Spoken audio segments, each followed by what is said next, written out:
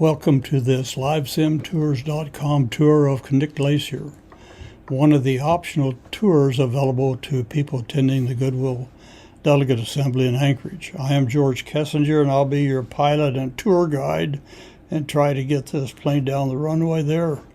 We're airborne, so we're okay.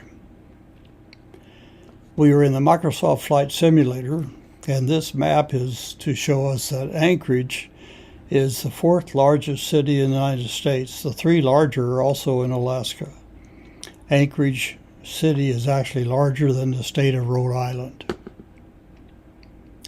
We learned in our helicopter ride to the Captain Cook Hotel the other day that Anchorage has lots of espresso stands. So if we find one out here on the glacier, we'll stop for an espresso and to use the restroom. Two places we're going to visit on the way are the deadly mud flats of the Knik Arm, which is here, and also the Glen Highway Bridge.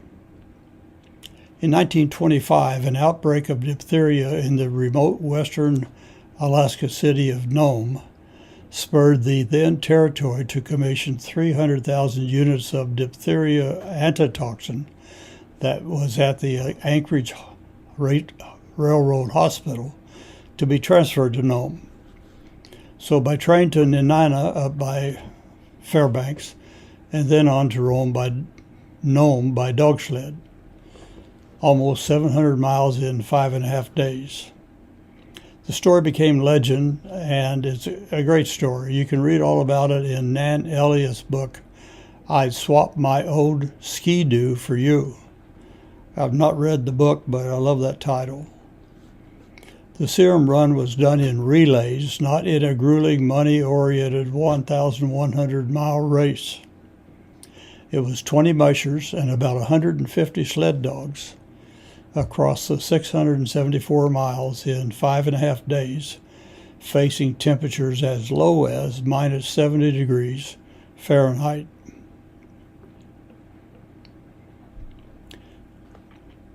In 1973, Joe Reddington and his pals were determined to bring sled dogs back to Alaska.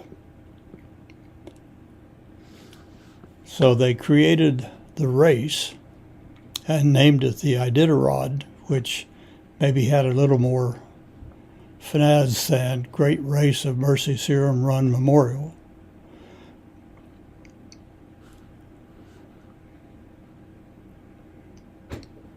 We visited the bridge because the bridge was important to get the racers across the Knik River so they could go to Nome. Nowadays, the race starts as a ceremonial start, and then the racers, sleds, and all are trucked over to Willow, which is where the race actually starts.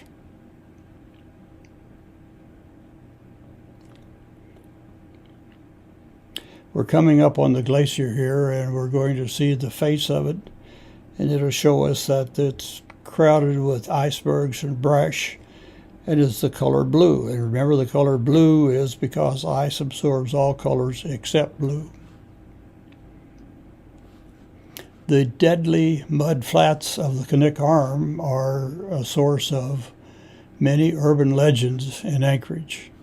All the stories begin with an unlucky soul wandering too close to the water and becoming trapped in the quicksand-like mud. From there, victims either drown or in the rising tide or are ripped in half by a rope attached to a helicopter.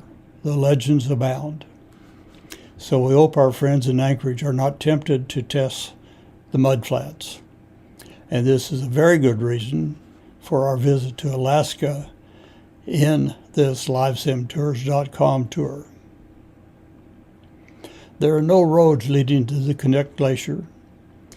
Most travel up the Knik River by jet boat or airboat because, as we saw, this packed with icebergs and brush. There is an 8-mile trail at the end of the Knik River, at the Knik River Road, but the trail includes water crossings, so you have to bring a pack raft. The Knik Glacier is very large, up to 5 miles wide and 28 miles long. It heads on Mount Marcus Baker, trends west to the terminus near the head of Knik River, near the Hunter River Airport. Mount Marcus Baker is the highest peak in the Chugach Mountains. It's located approximately 75 miles east of Anchorage.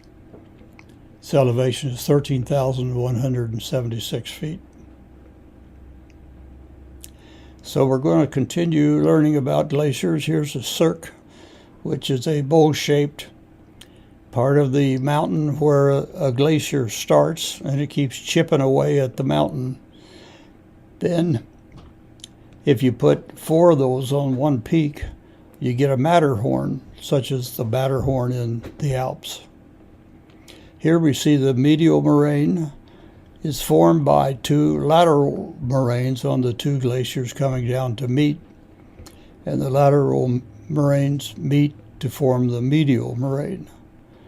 And I believe we've spotted a spot up here. Looks like maybe there's a building that will have an espresso stand.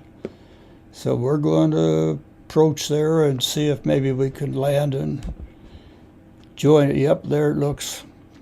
Now it's just down from the Gannett Peak, which is a 9,649 feet peak up here by our espresso stand.